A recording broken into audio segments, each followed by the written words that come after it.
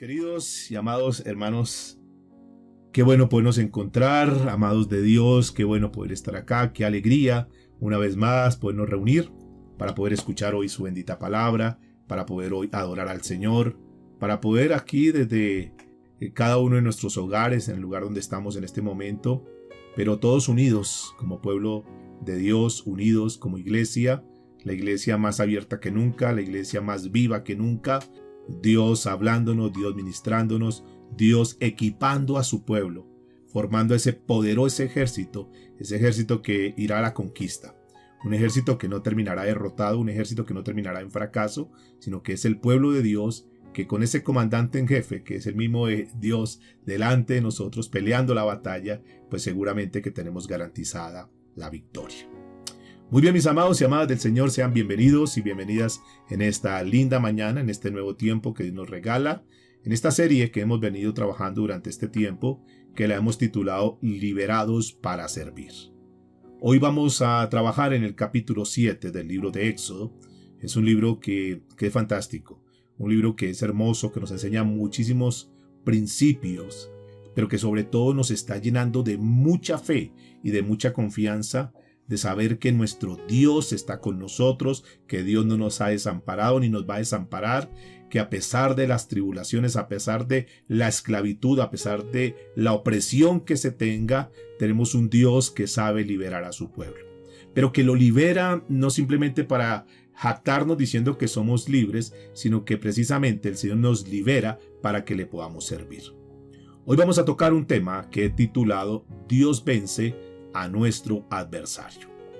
Esa es una confianza que debemos tener, mis amados, que Dios vence a nuestro adversario, que cualquier adversidad que venga sobre nuestra vida, nosotros tenemos que estar muy confiados y muy seguros que si estamos con Dios, que si Dios está de nuestra parte, ¿quién contra nosotros? Que si Dios está con nosotros, lo más seguro es que Él peleará por nosotros la batalla y al final nos vamos a dar cuenta del resultado, vamos a vencer a nuestro adversario.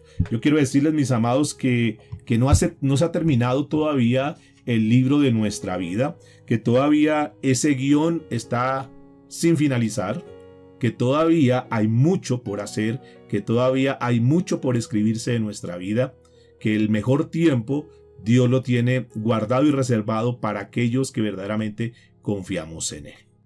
En este capítulo 7, ¿qué nos vamos a encontrar? Este capítulo 7 vamos a resumirlo básicamente en 3-4 puntos, que es lo que vamos a estar trabajando en esta mañana con el favor de Dios. Y es que lo primero que vamos a encontrarnos, que Moisés nuevamente es animado para hablar ante Faraón y pedirle que deje salir a los israelitas que están en esclavitud.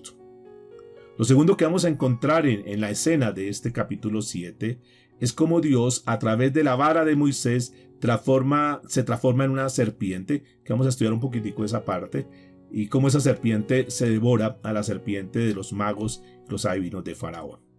Vamos a mirar también cómo esos magos transforman esas varas y hacen una cantidad de cosas que apantallan a muchos.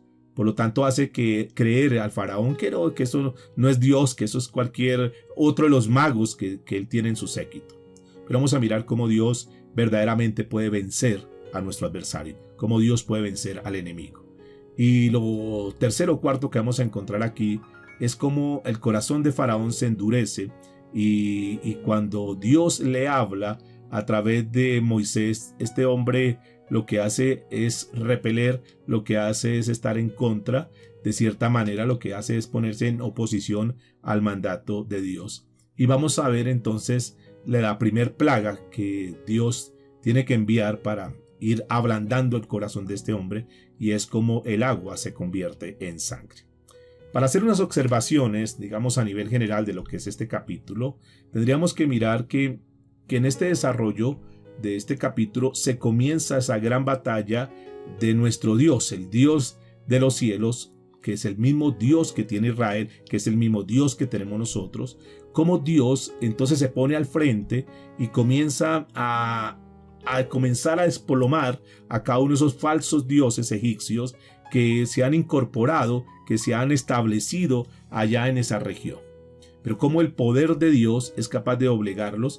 Y hemos visto ya en algunos capítulos anteriores, digamos de alguna forma, un perfil muy superficial, que cada una de las plagas que fueron enviadas a Egipto era un ataque directo contra una de las deidades de Egipto, contra uno de los dioses que ellos tenían.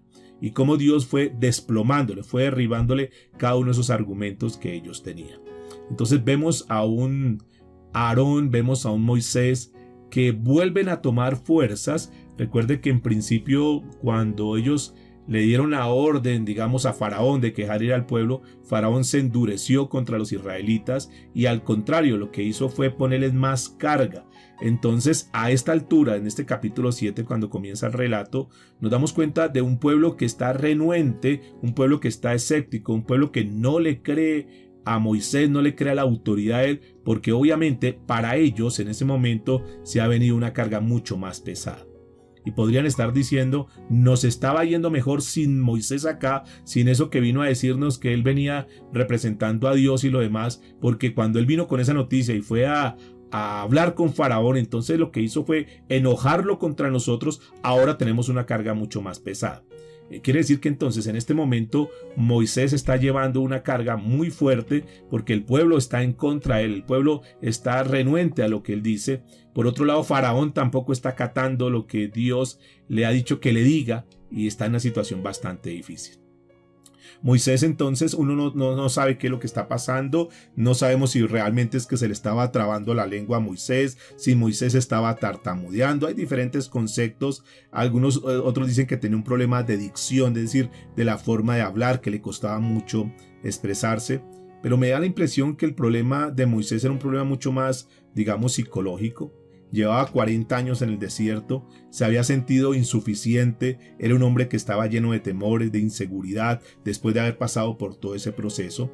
Y bueno, aquí Dios tiene que mostrarle a Moisés, como seguramente también nos muestra a nosotros, que Él es el que actúa, que no son los hombres, no es en la fuerza de los hombres, sino que es Dios el que toma el control.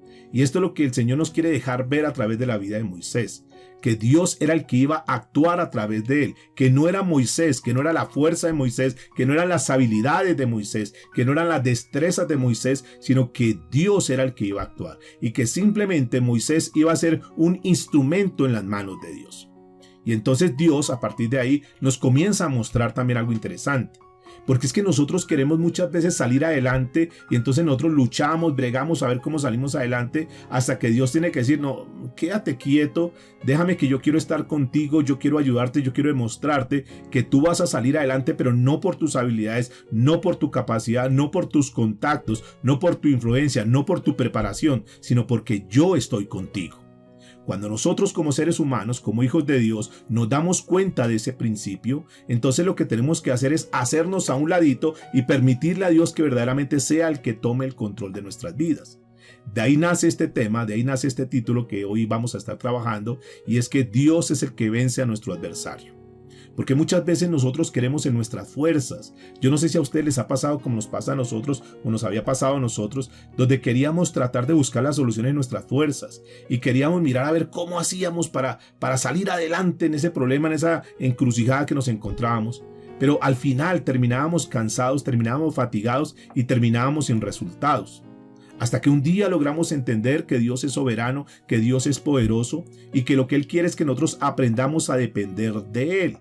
Y cuando nosotros aprendemos a descansar en Él, cuando nosotros aprendemos a entregar nuestras cargas a Él, entonces Él comienza a tomar el control de la situación. Aquí es un llamado bien interesante para aquellos que quizás todavía están en sus fuerzas, en su orgullo, en su autosuficiencia, tratando de salir adelante. Y es que yo tengo que buscar cómo salgo adelante, es que yo tengo que mirar cómo salgo de esta crisis, a ver cómo venzo a mi enemigo. Y no, mis amados, porque vamos a terminar sin resultados. Esto nos lleva a tener mucho cuidado porque tenemos que apartarnos de dos extremos. Recuerde que los extremos son malos. Uno de los extremos donde están muchas de las personas es que se sienten totalmente indignos. Sienten que realmente ellos no son nada. Dicen, no, pero yo no soy nada, ¿yo para qué? Yo no sirvo para nada. Y así, en esa posición posiblemente podríamos ver a un Moisés que comienza a colocar trabas y que ya Dios le había trabajado sobre el asunto, pero que otra vez vuelve a insistir. Es un Moisés que no tiene seguridad, es un Moisés que no sabe quién es en Dios. Y así se encuentra un grupo de personas cristianas que no saben quiénes son en Dios. Entonces se sienten muy menos, se sienten muy menguados, se sienten como que están en otro nivel y que ellos son las víctimas, son los pobrecitos, que ellos no tienen ninguna capacidad, que ellos están condenados simplemente a vivir en esa condición. Y ese es un extremo que es malo.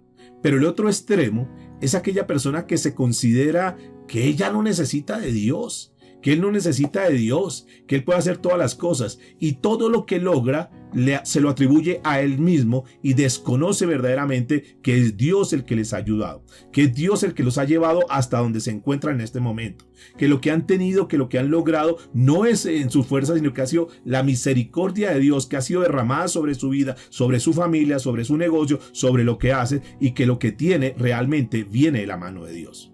Entonces los dos lados son lugares delicados, son posiciones delicadas donde tenemos que entrar a revisarnos nosotros. Porque cuando nosotros nos damos cuenta o cuando nosotros comenzamos a actuar de una manera que no necesitamos de Dios, que para qué leo, que para qué me congrego, que para qué oro, que para qué busco de Dios, que yo puedo hacer las cosas sola. Para eso yo puedo sacar adelante mi experiencia, mi título, mis contactos, mis recursos, y yo puedo salir adelante.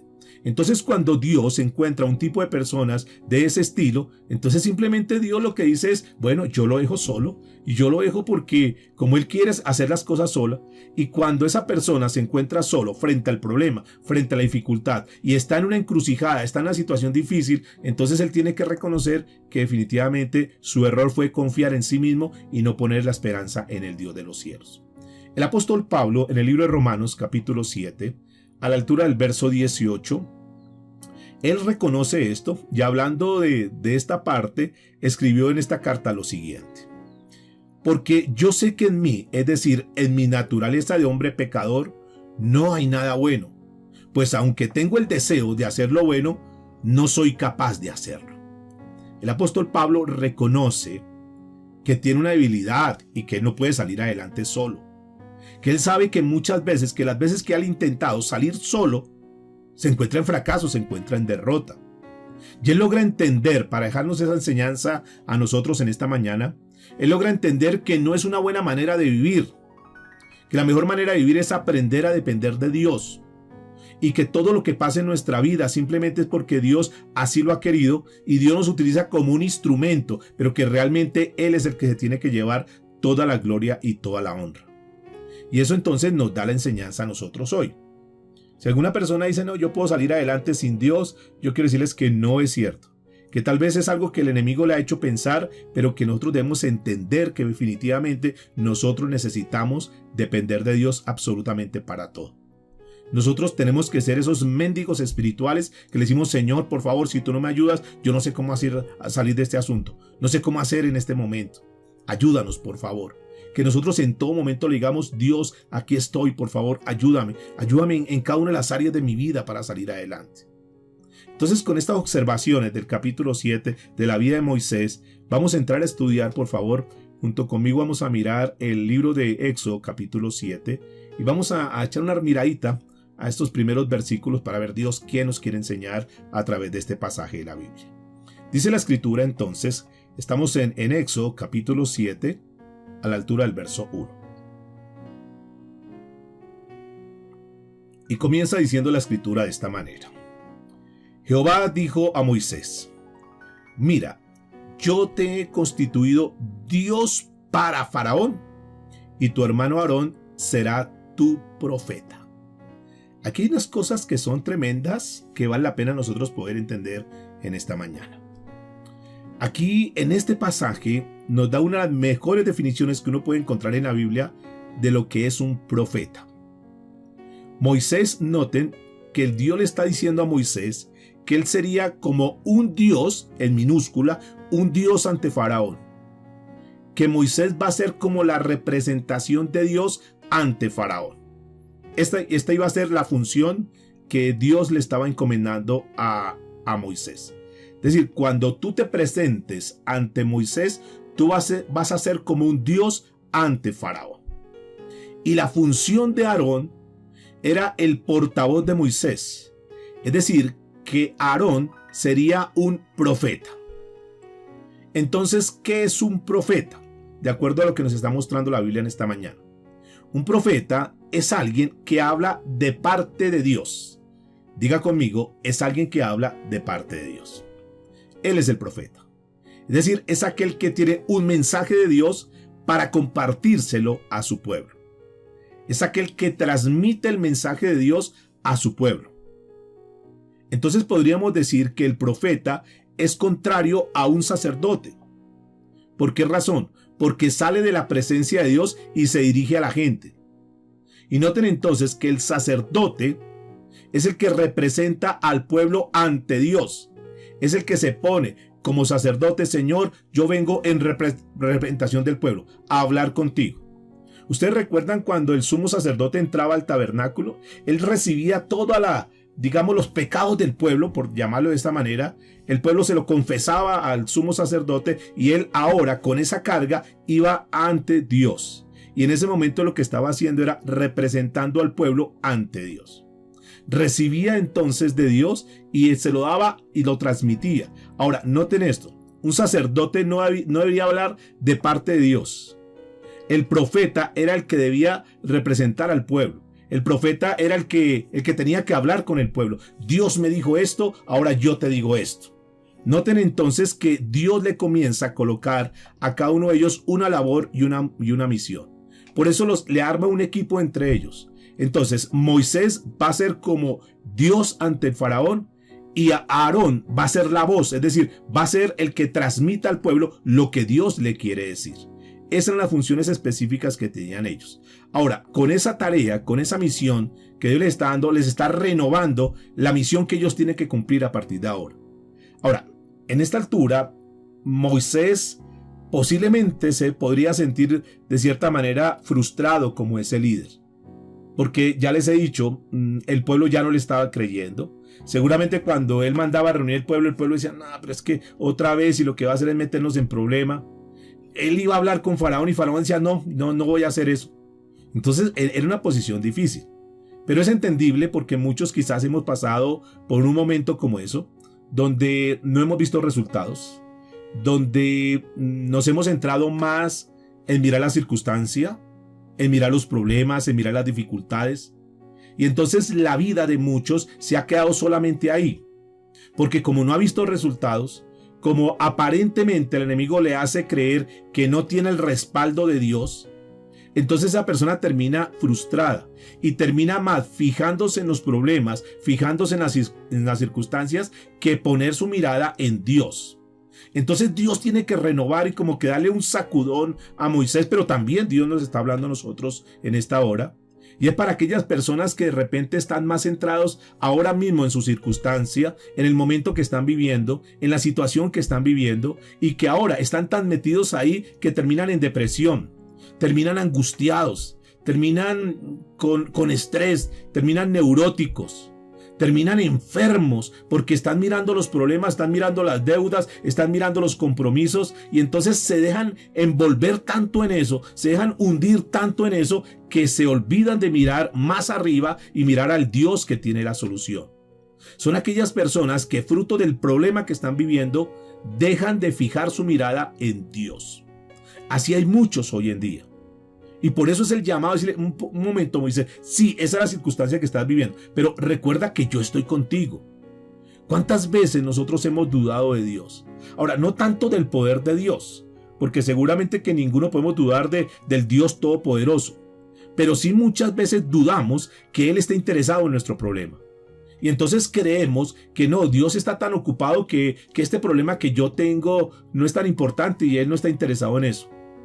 Muchos de pronto han escuchado palabras como esta, que Dios es injusto, porque si Dios fuera justo, entonces no viviría tanta calamidad en el mundo entero. ¿Por qué la humanidad está pasando por tantas dificultades? Parece que Dios como que se ha olvidado de su pueblo. Otros llegan a decir que de pronto Dios anda tan ocupado en muchas cosas que uno no es importante para Dios. Que Dios, ¿qué se va a poner a prestarle atención a un ser humano, a un hombre? ¿Qué me va a poner cuidado a mí? Dios anda tan ocupado. Entonces ese es un concepto que el enemigo ha colocado.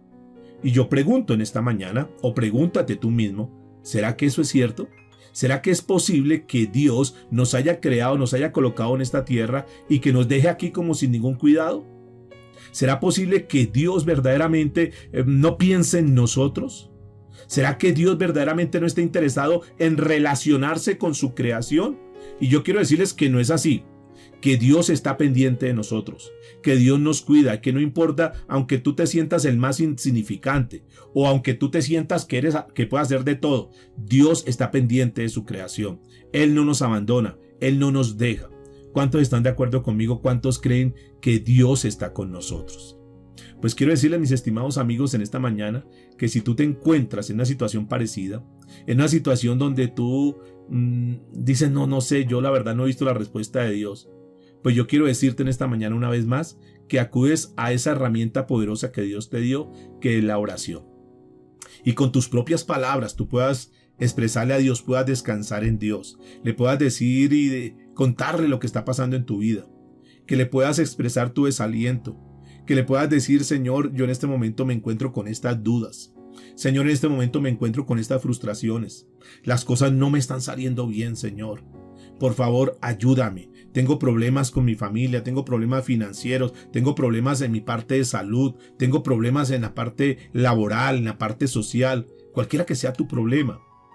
Yo te invito a que en esta mañana tú puedas ir allá delante del Señor y le digas, Señor, yo quiero descansar en ti. Y seguramente que Dios va a intervenir. Seguramente que Dios te va a responder. Seguramente que Dios va a actuar en el momento más oportuno. Porque Dios no nos abandona, Dios no nos deja. Tú no eres una persona NN ante Dios. Aunque los demás te rechacen, aunque los demás te repudien, aunque los demás te abandonen, aunque los demás te desamparen, el Dios de los cielos no es así con sus hijos. Dios está con nosotros, Dios nos guarda, Dios nos bendice y Dios nos levanta. Dios no iba a dejar a Moisés caído. Dios no iba a dejar a Moisés en vergüenza. Si Dios le había dado una misión a Moisés, seguramente que Dios lo iba a equipar, Dios lo iba a fortalecer, Dios le iba a demostrar quién era él, que no se preocupara, que si estaba con Dios, Dios lo iba a respaldar. Es la misma fe y la misma confianza que nosotros debemos tener. Aunque tú tal vez hasta este momento te sientas de cierta manera inseguro, te sientas como una persona infortunada en este mundo, yo quiero decirte, no es así. Eso es tal vez lo que tú has pensado. Es tal vez lo que el enemigo te ha querido dar a mostrar para que tú como que te apartes de Dios y como que definitivamente lo abandones. Pero no es así. Dios está contigo. Esa es la posición. Así se encontraba, podríamos decir anímicamente, Moisés en este momento. Entonces Dios tiene que llamarlo, Dios tiene que decirle, a ver Moisés, pare un momentico, deja de pensar de esa manera, deja de estar ahí como psicoseado con todo lo que está pasando. Por eso yo digo que el problema de Moisés era más un problema psicológico que un problema físico. Era un problema donde él tenía un bajo concepto de sí mismo porque no había aprendido a confiar en Dios. Pero este capítulo 7 continúa con algo bien interesante y es precisamente esa renovación de la misión que Dios le ha encomendado a Moisés. Dice el versículo 2, tú dirás todas las cosas que yo te mande, y Aarón tu hermano hablará a Faraón para que deje ir de su tierra a los hijos de Israel. Y yo endureceré el corazón de Faraón y multiplicaré en la tierra de Egipto mis señales y mis maravillas. Y aquí nos encontramos frente a un versículo que es bastante controversial. Un versículo que la gente dice, bueno, ¿y por qué Dios actuó de esa manera? Porque cuando leemos esa frase, que él endureció el corazón de Faraón, la pregunta es, ¿Dios lo haría? ¿O de qué forma lo haría Dios? ¿O qué será lo que Dios nos quiere mostrar cuando él dice que endureció el corazón de Faraón? Y yo quiero explicarlo en este sentido, mis amados y amadas del Señor. Si Faraón hubiese sido una persona compasiva, una persona verdaderamente bondadosa, una persona con el deseo de volverse a Dios, una persona que estuviese dispuesta a permitirle a Moisés que hubiese liberado a los israelitas, si hubiese sido una persona que estuviese a favor del pueblo de Dios, obviamente que hubiese sido injusto que Dios hubiese endurecido el corazón de Faraón. Porque uno dice, bueno, si ese hombre tenía la intención de verdaderamente agradarle a Dios, obedecerle a Dios, soltar al pueblo y decir, bueno, está bien, váyanse con su Dios, adórenlo, no hay ningún problema, entonces, ¿por qué Dios le endureció el corazón? Nos parece injusto. Pero la interpretación no es esa, porque cuando uno mira en el original, esa palabra endurecer Es una expresión figurativa. Y lo que Dios nos muestra a través de este pasaje es que Dios quería sacar, escúcheme por favor, Dios quería sacar verdaderamente lo que estaba en el corazón de Faraón. ¿Y cómo lo iba a hacer Dios? Pues obligándolo a hacer lo que Faraón realmente quería hacer, lo que él deseaba hacer, no lo que estaba aparentando. Porque él aparentaba ser muy bueno, muy bondadoso, pero en su corazón había un deseo de venganza, había un odio, había una rencilla contra el pueblo de Dios. Pero él no lo manifestaba de cierta manera. Él no mostraba las intenciones. Y podríamos decir que es el tipo de personas que aparentan una cosa, pero que son otra cosa. Y que esa es la razón por la cual Dios tiene que obrar de diferentes maneras para que saquen realmente lo que son. Es el prototipo de la persona que aparentemente es un buen hombre, es una buena mujer. Entonces uno dice, o escucha uno por ahí testimonios de personas que dicen, pero es que él era muy buen hombre, él no era un borracho, él no le gustaba tomar y fue simplemente meterse a ese trabajo y se dañó ese hombre. La pregunta es, ¿verdaderamente ese trabajo dañó a ese hombre? ¿O no será que eso lo tenía guardado en su corazón? Y claro, como andaba sin un peso en el bolsillo, pues ¿cómo iba a tomar? ¿Cómo iba a invitar a sus amigotes a tomar? Pues no tenía plata, entonces estaba entre comillas juicioso. Pero cuando recibe su primer quincena, cuando recibe su primer sueldo, entonces aflora lo que está en el corazón y entonces comienza a tomar y comienza a invitar a sus amigos y entonces la esposa dice, es que lo dañó el trabajo. No, eso estaba en el corazón. Lo mismo estaba sucediendo con este faraón. Aparentemente ante el pueblo y ante los egipcios, se mostraba como un excelente faraón.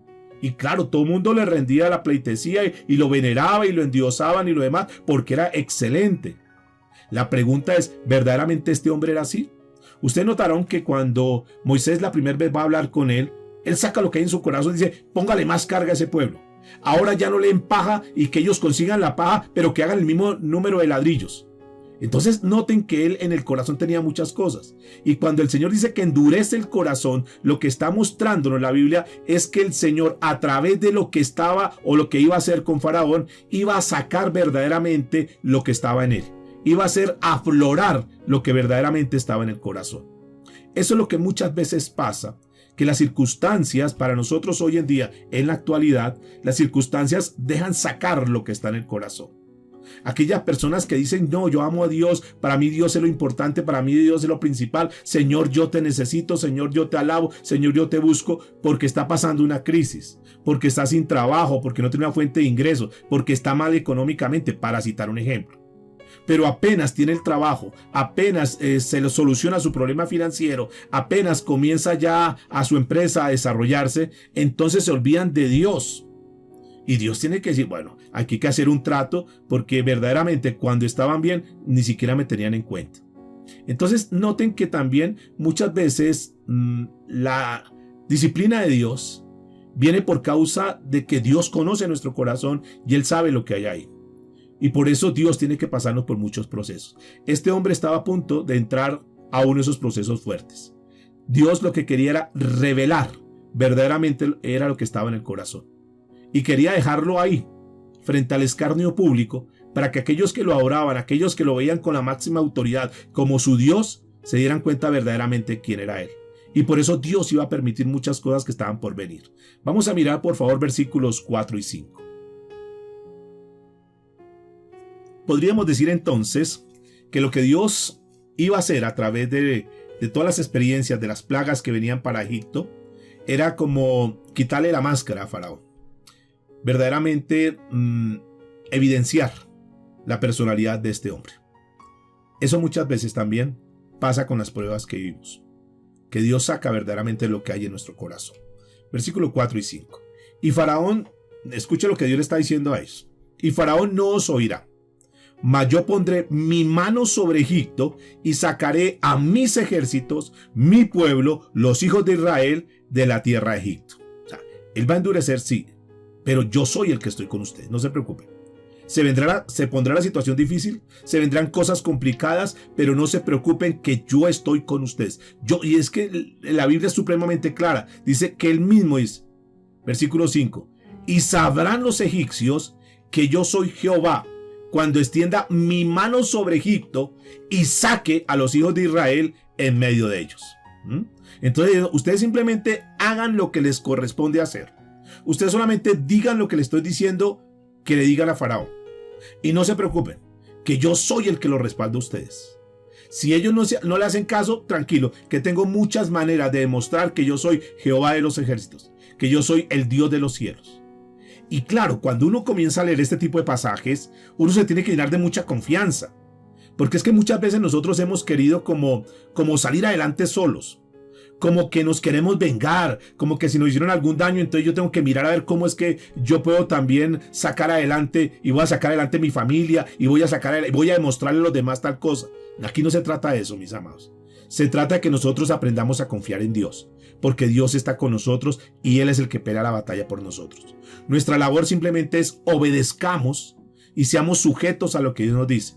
Aunque parezca una locura, aunque aparentemente no veamos resultados, pero mientras estemos caminando en obediencia a Dios, tengamos por seguro que tenemos el respaldo de Él.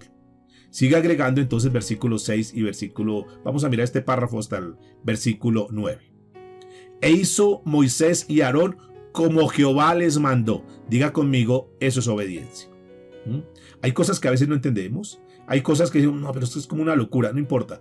Mientras tú sepas que Dios te lo está mandando a hacer, hazlo, porque Dios está en el asunto. Sigue diciendo, así lo hicieron. Versículo 7. Era Moisés de edad de 80 años y Aarón de edad de 83 años cuando hablaron a Faraón. Habló Jehová a Moisés y a Aarón diciendo, si Faraón os respondiere diciendo, mostrad milagros, dirás a Faraón, toma tu vara y échale delante de Faraón para que se haga, dice la escritura, culebra. Noten entonces, mis amados, que Faraón iba a preguntarles a Moisés, le iba a preguntar a Aarón. Bueno, ¿y ustedes quiénes son para que vengan a darme en orden? ¿Ustedes no se dan cuenta que yo soy el Faraón? Déjenme ver sus credenciales. Déjenme ver la autoridad que ustedes tienen. ¿De cuándo acá ustedes, que son unos esclavos, vienen a darme órdenes?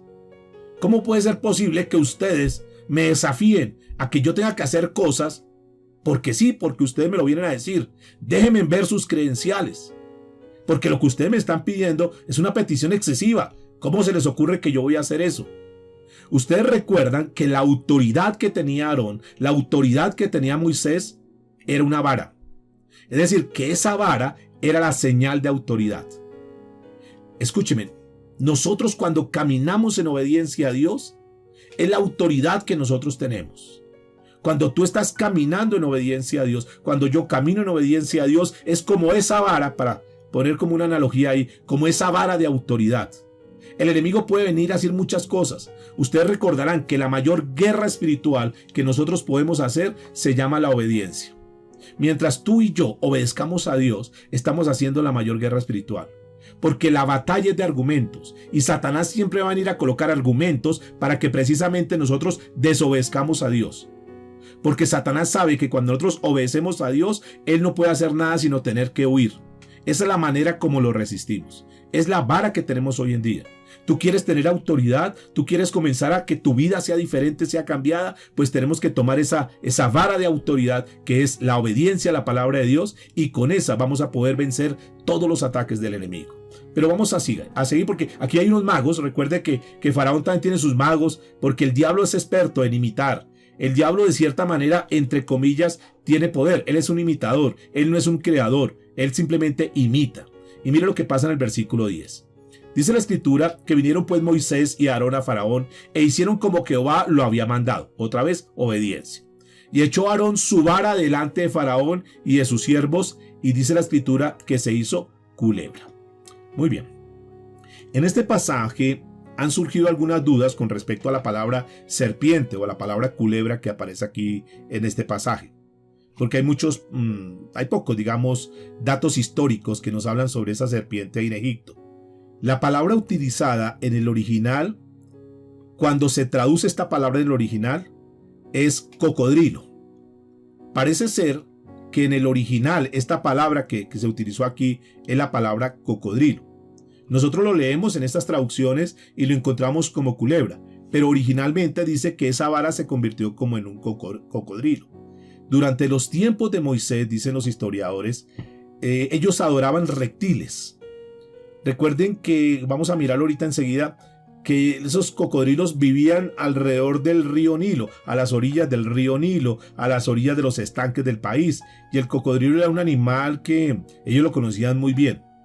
Dicen inclusive que tenían su dios de los cocodrilos, porque ellos estaban muy dados a adorar diferentes dioses y casi siempre tomaron animales, tomaban de la zoología para hacer sus propios dioses, sus propios animales. Tomaban insectos y cualquier tipo de animal y lo endiosaban, que esa es la palabra que el apóstol Pablo coloca ahí en Romanos capítulo 1 versículos 22 y 23, cuando habla, dice que profesaron ser sabios y que se volvieron necios y que cambiaron la gloria de Dios incorruptible con imágenes de forma de hombres corruptibles, de aves, de cuadrúpedos, de insectos y de reptiles. Entonces ahí estaba hablando Pablo, hablando de referencia a eso. Allá en Egipto era muy dado. Ellos tomaban cualquier simbología y los endiosaban. Ellos expresaban que esta imagen que está acá es el dios de tal cosa, y por todo hacían imágenes, por todo creaban dioses. Porque el concepto de ellos era que Dios era poderoso y que Él no iba a estar pendiente de la humanidad, que Él no iba a estar pendiente de la creación. Entonces Él permitía, como digamos demonios, permitía diferentes dioses que fueran los que administraran, que fueran los que tomaran control. Porque Él estaba tan ocupado, entonces se necesitaban dioses para que ayudaran a administrar todo lo que Dios tenía en esta tierra. Y de ahí que ellos crearan tantos dioses y tantas cosas. Era su filosofía, era su mentalidad.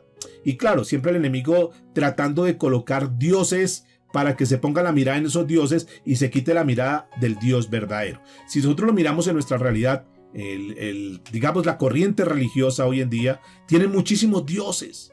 Entonces para todos son dioses, para todos son vírgenes, y en todo entonces hay apariciones y una cantidad de cosas. La estrategia del enemigo sigue siendo la misma, que se ponga la mirada en diferentes imágenes, en diferentes ídolos, con tal que se le quite la mirada al Dios verdadero. Pero bendito el Señor que nos quitó esa venda, que nos quitó eso que teníamos nosotros de también tener diferentes ídolos y lo demás, y que ahora nosotros, por la misericordia de Dios, conocemos y seguimos al Dios verdadero, al Dios de la Biblia, al Dios de los cielos. Este pueblo estaba cautivo de eso. Y por eso fue el ataque tan fuerte. Y por eso cuando vamos a estar analizando cada una de las plagas, nos vamos a dar cuenta cómo Dios comenzó a quitarle cada una de sus deidades. Entonces, originalmente, este era un cocodrilo. Esto era lo que estaba representando acá. Es lo mismo que el apóstol Pablo anotó por aquí en el libro de Hechos de los Apóstoles, capítulo 17, versículo 23. Cuando ustedes recuerdan que él iba caminando por Atenas y entonces encontró una imagen, y esa imagen decía al Dios desconocido. Y dice la escritura que mientras él pasaba y observaba esos objetos de adoración, entonces halló ese altar con la inscripción al Dios desconocido. Y él les dice, pues ustedes adoran a ese tipo de Dios sin conocerlo. De ese Dios que ustedes no conocen, yo vengo a hablarles. Noten que los egipcios siempre han sido muy dados a adorar diferentes dioses. Originalmente esta palabra hebrea, tamín, que es de donde se coloca esta palabra, que la traducen en las diferentes versiones que conocemos como culebra, pero esa palabra tamín verdaderamente solamente la menciona Ezequías, o Ezequiel mejor, y la menciona Isaías para referirse a dragón. O sea, no es la serpiente que nosotros conocemos o una culebra que nosotros conocemos, no. Realmente, originalmente, para que tengamos el concepto, era la palabra dragón, que se conoce como cocodrilo también. Ahora, esa palabra y eso que estaba haciendo Dios, esa demostración, era para atacar su deidad. Esa deidad se llamaba Sebac, que era un dios que tenía cuerpo de hombre, pero que tenía una cabeza de cocodrilo. Él era el dios que estaba manejando ahí toda la situación, y era una deidad muy fuerte de ellos. Él tenía un enemigo que se llamaba Apepi, y ese Apepi era un enemigo que estaba, digamos, tratando de ser un rival siempre contra Sebac. Y decían ellos que era un enemigo porque siempre atacaba al dios de ellos, que se llamaba Dios Ra, que el Dios Ra es el dios del sol, y que aquel era el que siempre provocaba los relámpagos, las tempestades, los huracanes, los truenos, porque siempre quería opacar a su dios Ra. Entonces, cuando el Señor le permite esta demostración y se aparece este cocodrilo, y luego los magos también hacen su truco hacen una similitud y sale otro cocodrilo, pero la diferencia es que este cocodrilo, dice el verso 11, que entonces llamó también Faraón a sabios y hechiceros, e hicieron también lo mismo los hechiceros Egipto, dice, los hechiceros de Egipto con sus encantamientos. Entonces ahí hay una rivalidad fuerte. Recuerde que ya está comenzando la batalla entre los dioses egipcios contra el Dios Todopoderoso, contra el Dios de Israel. Ahí entonces se van a comenzar a medir las fuerzas. Está el pueblo egipcio, está posiblemente el pueblo de Israel, está Aarón, está Moisés, está Faraón. Entonces ahí comienza una rivalidad fuerte. Claro, esto es como un espectáculo que está dando en ese momento. Y aquellos magos y aquellos hechiceros comienzan a hacer ese tipo de cosas. Y claro, para los que estaban ahí, dicen, wow, esto es tremendo. Estaban midiendo fuerzas. Es lo que Pablo dice en la segunda carta a Timoteo, capítulo 3, versículo 8. Dice que así como James y Jambres se opusieron a Moisés, de la misma manera estos también se oponen a la verdad, hombres de mente depravada, reprobados en lo que dice la Escritura, en lo que respecta a la fe. ¿Por qué? Porque era desafiar a Dios. Y lo que estos magos, estos hechiceros estaban haciendo ahí, era oponerse al Dios vivo, era oponerse al Dios verdadero. Era como queriéndole decir, ay, usted cree que tiene mucho poder, nosotros también tenemos poder. Era tratar de medirse, de ponerse al nivel de Dios.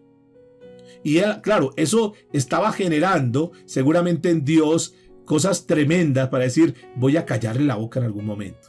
Y el versículo 12 y versículo 13 dice, pues hecho cada uno su vara, las cuales se volvieron culebras, mas la vara de Aarón devoró las varas de ellos.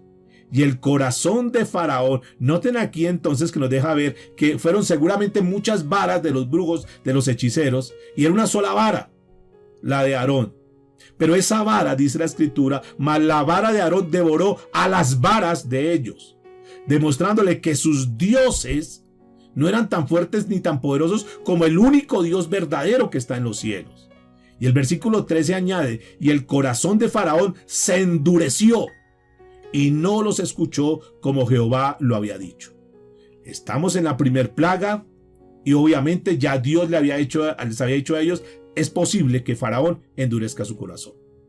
Aquí es interesante, mis amados, observar que los egipcios adoraban a este cocodrilo y claro, ahí cuando se dan cuenta que la vara de Aarón puede más que la de ellos, entonces, wow. Faraón, en lugar de reconocer, de bajar la cabeza, entonces al contrario se enoja mucho más.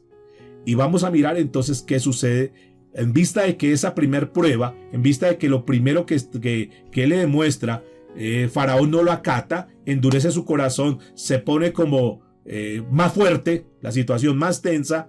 Entonces aquí comenzamos con esa primer plaga, donde les ataca algo bien fuerte y algo bien duro. Versículo 14, vamos hasta el versículo 19 en este párrafo. Entonces Jehová dijo a Moisés, el corazón de Faraón está endurecido y no quiere dejar ir al pueblo. Ve por la mañana a Faraón. He aquí que él sale al río y tú ponte, mire lo que dice, ponte a la ribera delante de él y toma en tu mano la vara que se volvió culebra. Y dile, Jehová, el Dios de los hebreos, me ha enviado a ti diciendo, deja ir a mi pueblo para que me sirvan en el desierto. Y aquí que hasta ahora no has querido oír. Versículo 17. Así ha dicho Jehová. En esto conocerán que yo soy Jehová. He aquí yo golpearé con la vara que tengo en mi mano el agua que está en el río y se convertirá en sangre. Y los peces, noten, y los peces que hay en el río morirán y hederá, es decir, comenzarán a oler el río de una cantidad de podredumbre, peces muertos y lo demás. Dice, hederá el río y los egipcios tendrán asco de beber el agua del río. Y Jehová dijo a Moisés, di a Aarón, toma tu vara y extiende tu mano sobre las aguas de Egipto, sobre sus ríos, sobre sus arroyos y sobre sus estanques y sobre todos los depósitos de agua, dice, para que se convierta en sangre y haya sangre por toda la región de Egipto, así en los vasos de madera como en los de piedra.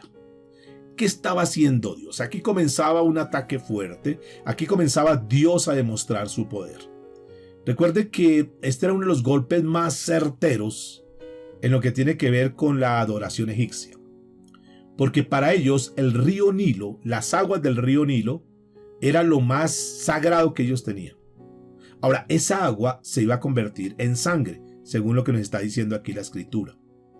Porque cuando los egipcios representaban al río Nilo, lo representaban como un dios, y era el dios Hapi.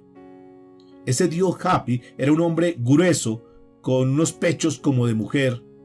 Y lo que estaban haciendo ellos cuando levantaron ese dios era postrarse ante ese dios, que era el dios de la fertilidad, era el dios de la nutrición. Y cada vez que ellos iban a adorar a este dios en sus templos, entonces comenzaban a entonar una canción como esta que decía: oh Dios, tú que riegas los campos creados por Ra. Recuerde, Ra es el dios Sol. Tú que eres el proveedor de alimentos, creador de todas las cosas buenas. Y adoraban a ese dios diciéndole: tú llenas los graneros, tú cuidas a los pobres y necesitados. ¿A quién le estaban diciendo eso? Le estaban diciendo a ese Dios que ellos tenían, a ese Dios Hapi. Y decías: tú eres nuestro proveedor, tú eres quien nos guardas, tú eres quien nos cuidas. La pregunta es: ¿sería ese Dios el que los cuida, el que los guarda? ¿Ese es el Dios que los provee? ¿Ese es el Dios que le da para los cultivos? ¿Es el Dios de la fertilidad? ¿Es el Dios que los cuida? ¿Es el Dios que los alimenta? ¿Es el Dios que los nutre? ¿Es el Dios que provee para los necesitados? ¿Será que ese era el Dios?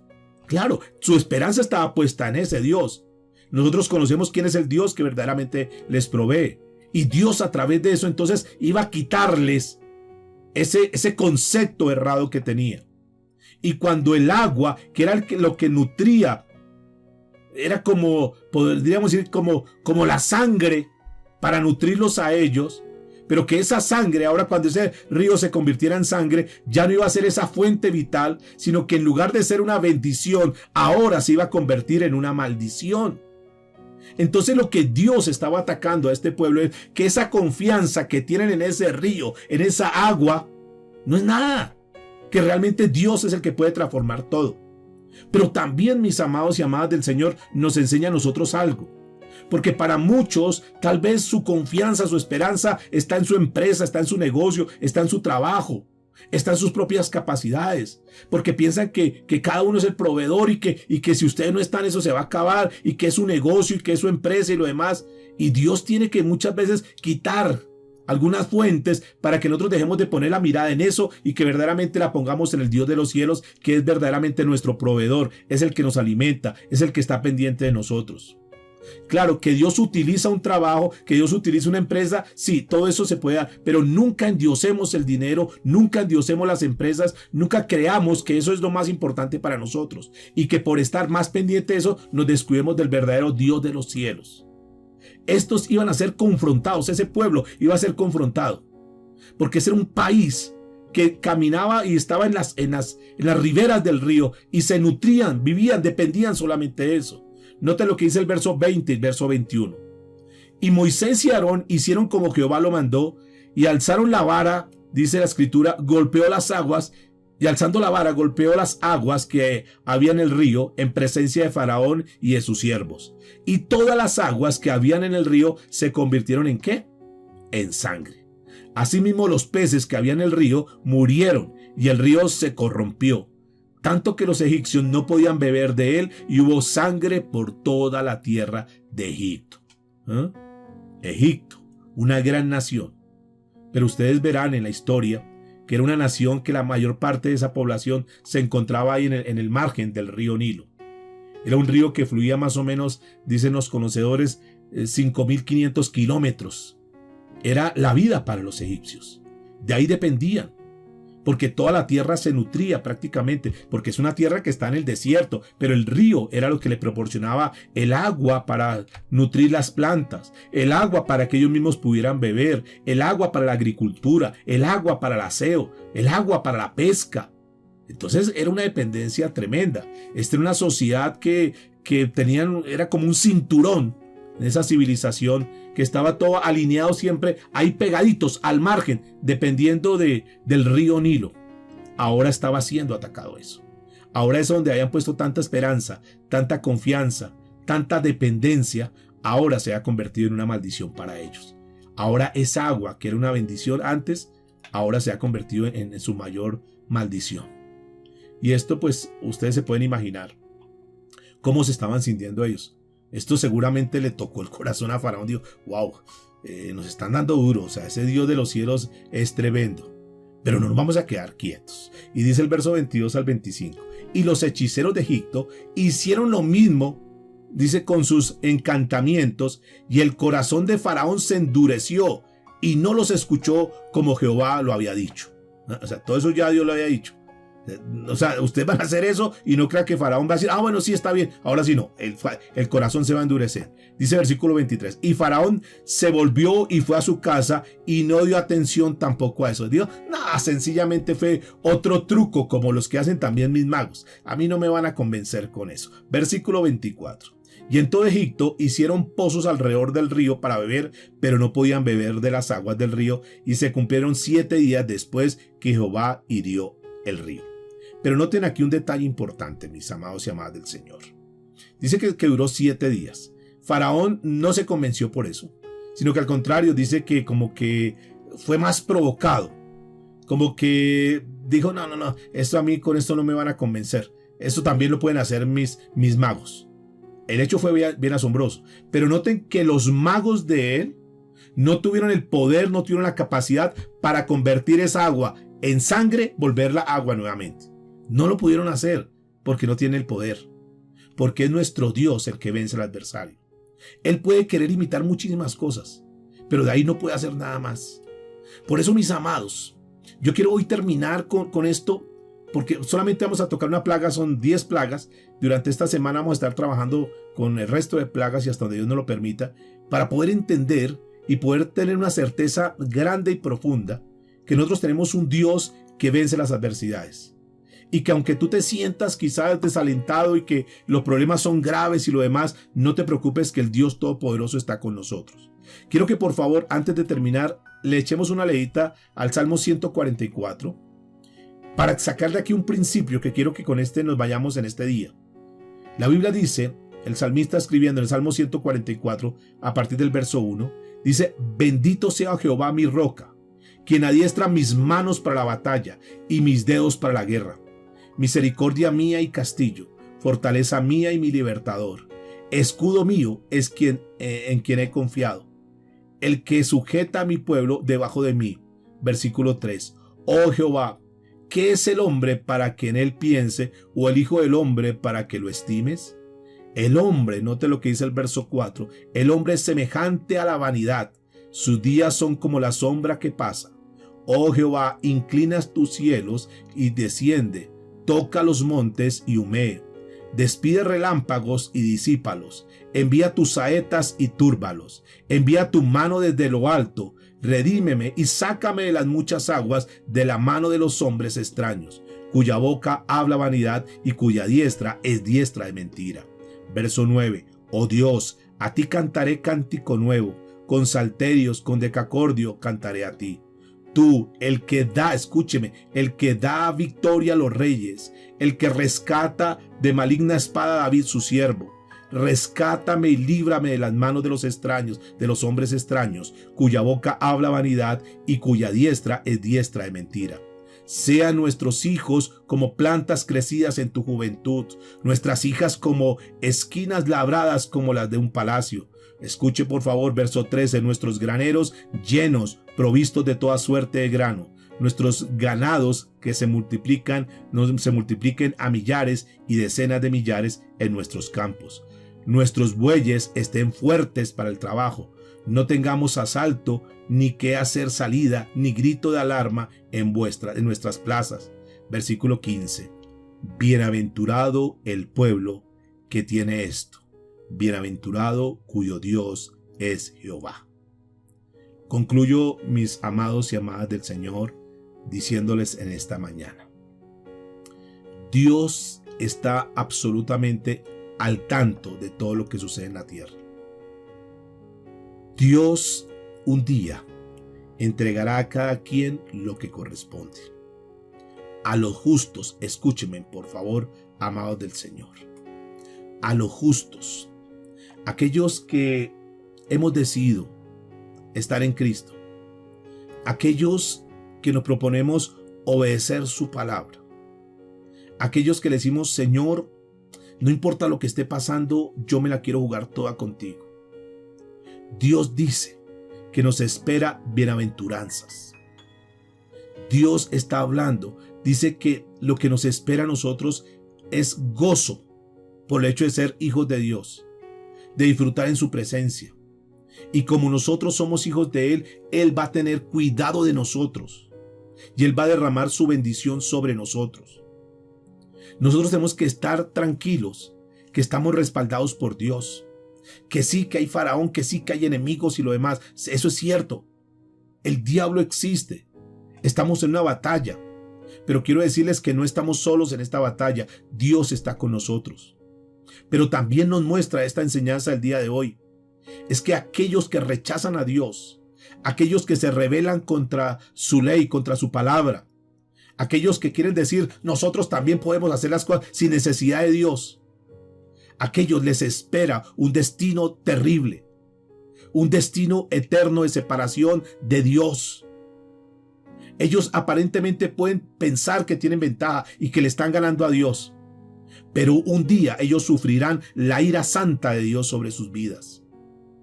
Nuestra tarea, nuestra misión es tener temor a Dios, saber que esto no se trata de una religión, sino que se trata verdaderamente de vivir como Dios manda, que Él es un juez justo y que Él hará justicia tanto a los santos como a los impíos. Pero tenemos que entender lo que dice este Salmo 144, que esta vida es corta. Y David nos muestra, dice que es como semejante a la vanidad, que nuestros días son como una sombra que pasa. Y así como lo dijo también Santiago, que nuestra vida es como la neblina, que aparece por un poco de tiempo y luego se desvanece. Así es nuestra vida, mis amados. Nuestro transcurrir en esta tierra es un transcurrir muy corto. Pero quiero decirles para terminar hoy, que como sabemos que nuestro transcurrir es muy corto, yo quiero invitarte con todo mi corazón para que nosotros vivamos para Dios mientras tengamos tiempo, para que nos consagremos a Dios, para que no estés detrás de una religión, sino que verdaderamente busques a Dios y que nosotros podamos entender que tenemos un propósito en esta tierra, que no vivamos de acuerdo a como el mundo nos quiere mostrar, que nuestro propósito no es tan inferior como eso, que nosotros tenemos un propósito más grande en Dios, que es un propósito perdurable, que es un propósito no solamente para esta tierra, sino que es para la eternidad. No nos dejemos distraer por las cosas del mundo, por lo que el mundo nos quiere como ir arrastrando para que pongamos la mirada en esos dioses del mundo y nos apartemos del Dios verdadero. Yo quiero decirles, mis amados, vivamos para Dios. Él es el único que puede dar valor a nuestra vida. Él está con nosotros, Él nos defiende, Él pelea por nosotros, porque nosotros estamos dentro de su plan. Así como Moisés tenía un plan y una misión, también Dios a cada uno de nosotros nos ha dado un plan y una misión. Y así como a Moisés le dijo, no te preocupes, que yo te respaldo, yo estoy contigo, no te afanes, haz lo que tienes que hacer, que yo me encargo de lo demás. Así Dios lo quiere hacer con nosotros. Que verdaderamente nosotros vivamos para Dios y que le digamos, Señor, sí, voy a jugármela toda contigo. No voy a desperdiciar más mi tiempo, Señor. Voy a verdaderamente a buscarte con todo mi corazón. Y yo quiero decirte, si ya tú eres un hijo de Dios, si tú eres una hija de Dios, debes estar tranquilo, porque ya tú estás justificado, justificada con la sangre de Cristo. Pídele a Dios, pidámosle a Dios que nos siga transformando. Nosotros no somos terminados todavía, no somos productos terminados, todavía nos falta. Pidámosle a Dios, Señor, a través de tu palabra, síguenos transformando, para que nosotros podamos entender verdaderamente cuál es nuestro propósito en esta tierra y que vivamos, Señor, fiel a tu palabra, que nos ciñamos a tu palabra. Y si de repente algunos de los que están aquí todavía no están en Cristo Jesús, yo quiero decirte, por favor, revisa tu vida, revisa este tema, revisa cómo estás viviendo hasta el día de hoy, si verdaderamente estás viviendo de acuerdo o no a los mandamientos de Dios. Si tú de corazón dices, yo la verdad no, yo quiero decirte, ten mucho cuidado, porque hay un juicio por venir, y ese juicio está muy cerca. Así como hemos visto hoy solamente una plaga y vino un juicio y solamente fueron 7 días, quiero decirles que aquellos, cuando el Señor venga y no los encuentre buscando de Él, no hayan entregado su vida, si tú mueres, si mueres sin Cristo, Si mueres en tu pecado, hay un juicio que vendrá sobre tu vida.